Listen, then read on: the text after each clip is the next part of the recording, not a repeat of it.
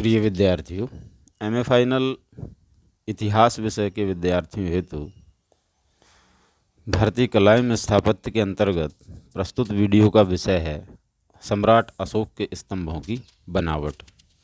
देखिए, सम्राट अशोक के जो स्तंभ हैं उनकी जो लाट है, अर्थात जो बीच का भाग है उनका, उसे लाट कहा गया है। यह लाट गोल है और नीचे से ऊपर की तरफ जाने पर यह कुछ पतली होती गई है, अर्थात नीचे इसकी मोटाई ज़्यादा है और शीर्ष की तरफ जाते वक्त इसकी मोटाई कुछ कम हो जाती है।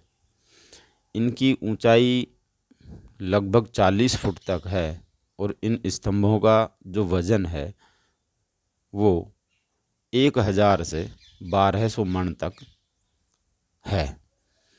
स्तंभों के ऊपर के परगहे के 5 भाग किए जा सकते हैं। नीचे का जो भाग है वो तो लाट है, लाट का निचला जो हिस्सा है वो भूमि में गाड़ा गया है, लेकिन जो शीर्ष भाग है उसको हम 5 भागों में बांट सकते हैं। तो जहाँ मूर्तियाँ बनी गई हैं, यदि मूर्तियों को हम छोड़ दें तो मूर्तियाँ जिस पर टिकी हुई हैं उस भाग को चौकी कहा गया है। चौकी का जो भाग था ये कंठे के ऊपर गोलाकार या चौकोर आकार में बना होता था। दूसरा इनका जो भाग था परगहा का, वो था कंठा।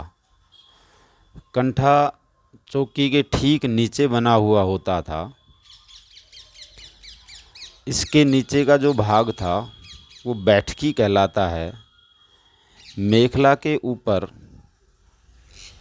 उल्टे कमल की आकृति तथा उल्टे कमर की आकृति जिसकी पंखुड़ियों की आलंकारिक आकृति बनी हुई होती थी उसे बैठकी या घंटाकृति कहा गया है।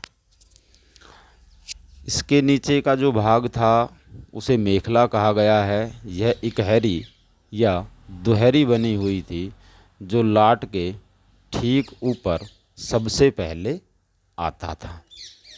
और 5वां जो भाग है वो शीर्ष भाग कहलाता है। ये चौकी के ऊपर का जो भाग था जहाँ पशुओं की मूर्तियाँ बनाई जाती थी, इसे शीर्ष की संज्ञा दी गई है। तो इस प्रकार ये 5 भाग थे अशोक के स्तंभों के। यदि हम शीर्ष की बात करें लाट को छोड़कर, तो उनमें चौकी, कंठा, बैठकी, मेखला और शीर्ष, जहाँ पर पशुओं की मूर्तियाँ बनाई गई थी।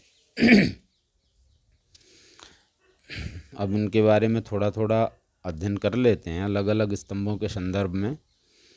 देखिए, मेखला पर मनकों अथवा डोरी का उभारदार अलंकरण किया गया है। इसी प्रकार कंठे में भी अलंकरण किया हुआ मिलता है। कुछ में यह सादा भी मिलता है। इसके ऊपर की चौकी पर पशु पक्षियों की आकृतियाँ बनाई गई हैं। प्राय सिंह, बैल, अश्व और हाथी का अंकन हुआ है।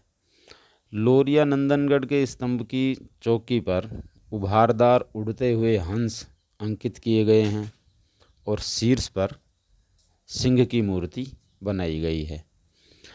रमपुरवा के स्तंभ पर चौकी गोलाकार है जिस पर पक्षी आंके गए हैं।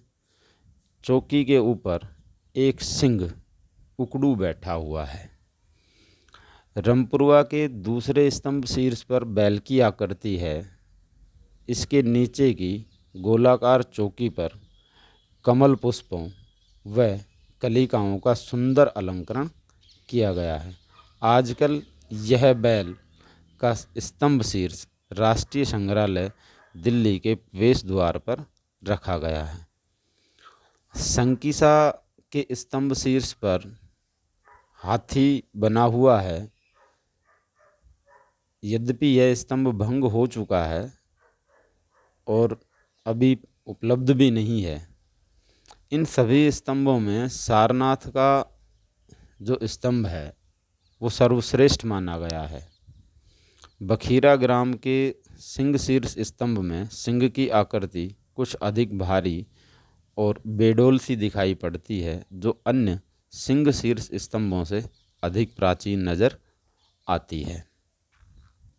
संभवतः यह अशोक काल का पहला स्तंभ रहा होगा, क्योंकि यदि इसकी तुलना हम सारनाथ के स्तंभ शीर्ष पर बने हुए सिंह से करें तो उसकी तुलना में यह मूर्ति काफ़ी बेडोल सी नज़र आती है, जबकि सारनाथ के स्तंभ पर जो सिंह की मूर्ति बनाई हुई है वो बड़ी सुडौल और सजीव सी प्रतीत होती है।